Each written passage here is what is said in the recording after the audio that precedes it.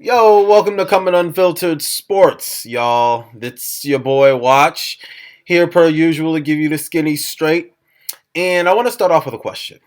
Um, just out of curiosity, I want you guys to answer in your head as you're listening to this. How many of you guys are listening to me using dial-up?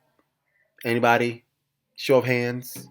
Um, all right, let me ask you another question.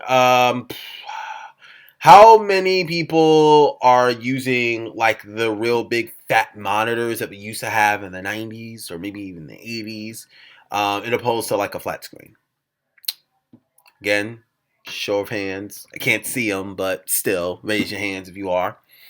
I'll ask you another question.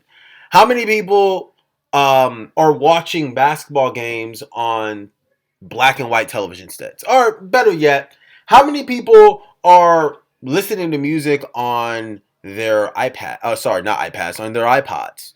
How many people are using Sony Walkmans to listen to music? How many people want to watch a movie using VHS rather than on demand? Or maybe even a Blu-ray DVD, which, I mean, I know I don't use Blu-ray DVD. Um, yeah, you're probably saying, Watch, what the hell are you doing? Why are you asking me these silly questions? You're right about one thing. They are silly questions because I should already know the answer to them, right? Like, of course you don't fucking use any of those things. Why would you? Like, they're outdated. They don't perform as well as the newer, more modern substitutes of those things, like on demand for VHS, or like just using your phone instead of an iPod, or the Sony Walkman. Um, Even when it comes to headphones, like we don't use like the old 1990 headphones. Rather, we have Bluetooth headphones in which we use a lot of times. We have things have pretty much progressed as time has gone on, right? Right. Okay. We are completely on the same page with that, right? All right. All right.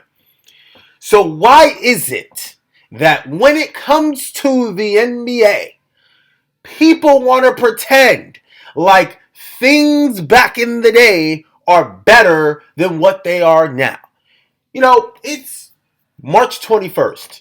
It's around 9:30. Just finished watching the Cleveland versus who did they just play? They just beat the Raptors. Same old Raptors. Everybody was saying, "Oh, the Raptors are going to win the East." Cleveland was down 15. LeBron surged his team back and they won by 4 in regulation. But that's neither the point. I'm watching the game and I'm looking at Toronto's players. All of their bench players, from Van Fleet to like two guys I couldn't even mention. I didn't even know were on the teams. You have Serge Ibaka, all these guys, right? And all these guys are making shots. They're all just fucking making shots. They don't need just with the slightest of airspace. They chuck them up and they're hitting with consistency.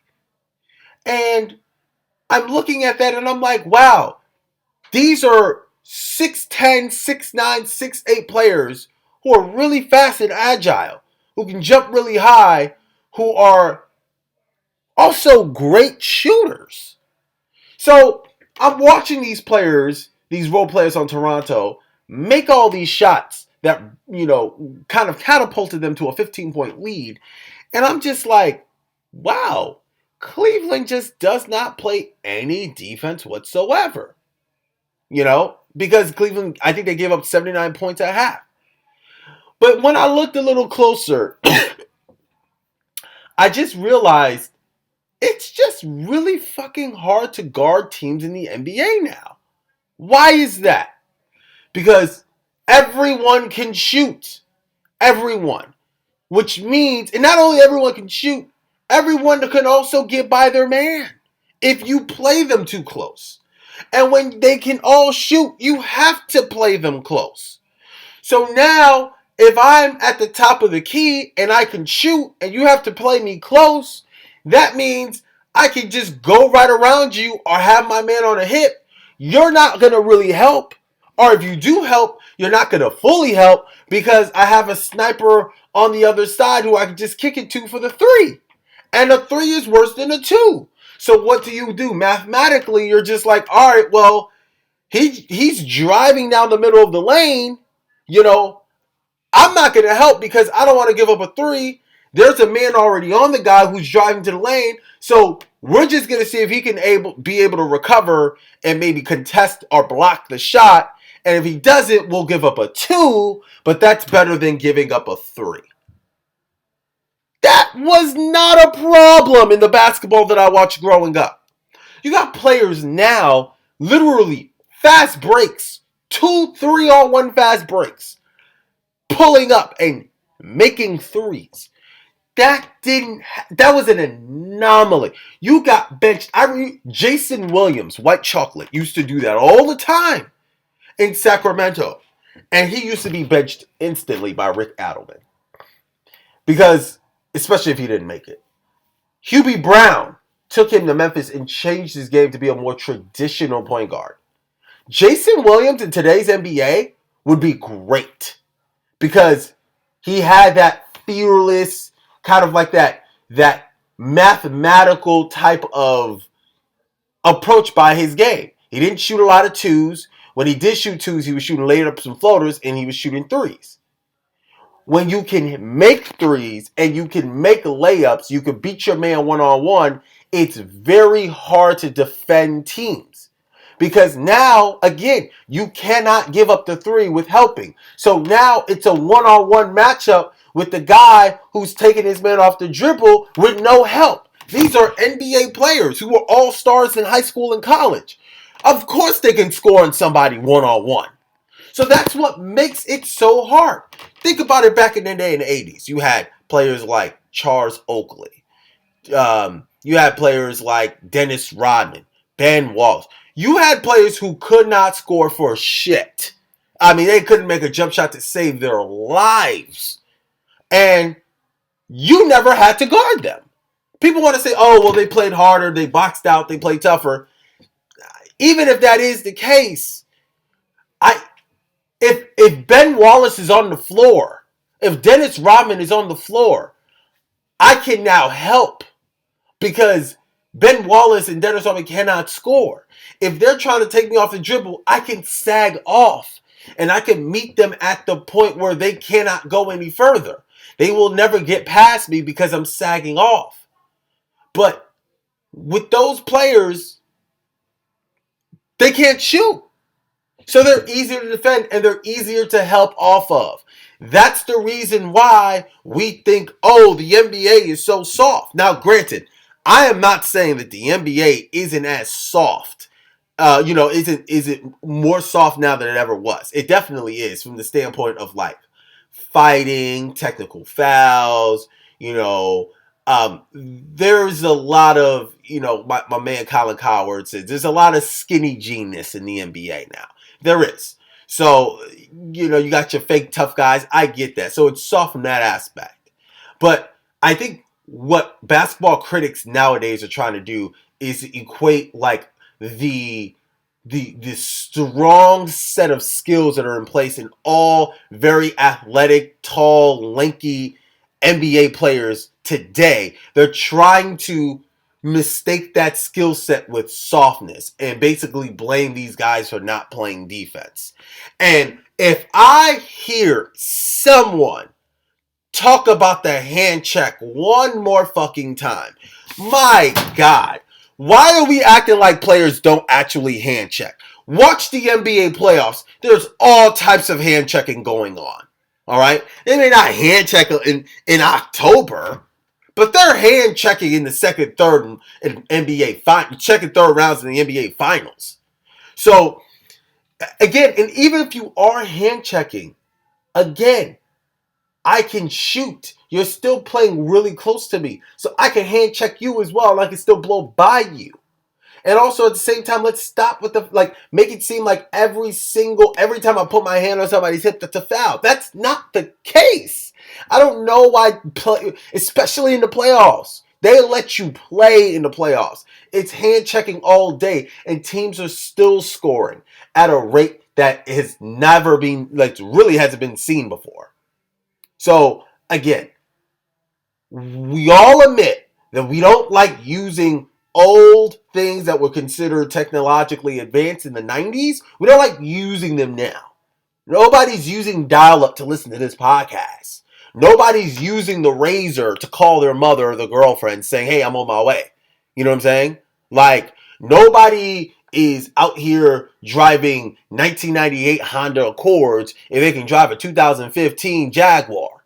You know what I'm saying? So, like, let's stop acting like Charles Oakley is a better fit. Like I would choose Charles Oakley over Draymond Green.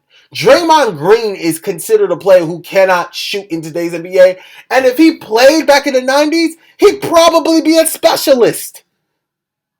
It's ridiculous. Like, let's stop acting as if, for example, DeMar DeRozan, very nice player, but when you ask any NBA basketball player, who's your top 10 players in the NBA? DeMar DeRozan isn't on there, even though DeMar DeRozan is a really good player. If DeMar DeRozan played in the 90s, he'd be the second or third best player in the NBA, without question. 6'6", 6'7", mid-range game out the ass, turnaround, he has footwork. He would easily be one of the top 5 players in the NBA. And you think DeMar DeRozan, talent-wise, isn't better than Scottie Pippen? He's the same length, and he's a better scorer. He may not be the same defender as he is, but athletically, he matches. If he not surpasses, he absolutely matches up with Pippen. But DeMar DeRozan will never be considered one of the 50 greatest players of all time. You put DeRozan with Michael Jordan back then, that team is never losing, period. I mean, Jordan's team really never lost, but you get what I'm saying. You know, this whole crap of, oh, if LeBron was in the NBA in the 80s, he'd be nothing. You shut up. There were guys, Karl Malone was considered a big man. He was LeBron's size. Come on. Kirk Heinrich was drafted in 2003, which was this millennium. He was drafted in 2003 with the 7th overall pick by the Bulls. There is no way in hell Kirk Heinrich gets drafted in the NBA now if it's not in the 2nd round. Are you kidding? Unless the San Antonio Spurs are like, he's a system guy. He fits our San Antonio Spurs system well. Kirk Heinrich, the 7th pick in the NBA. What does Kirk Heinrich do? And I love Kirk. I'm from Chicago. I love Kirk. I love the way he was a Bull. But he never was a great shooter in Kansas. He wasn't that athletic. He wasn't that fast. He was a high IQ player. That will not get you the 7th overall pick. And that was the year, that was the best, arguably the best draft class ever. With LeBron, Carmelo, Chris Bosh, Dwayne Wade, and Kirk Heinrich still went 7th. Kirk Heinrich would never be in the 1st round unless a team like San Antonio said, hey, he's a system guy. So again, let's stop the bullshit, okay? Let's stop acting like Ben Wallace's toughness would have a team like Cleveland or Portland be catapulted to the NBA. Let's stop acting like Dennis Rodman would average 20 rebounds a year in today's NBA. He wouldn't. That's all I got for you guys, man.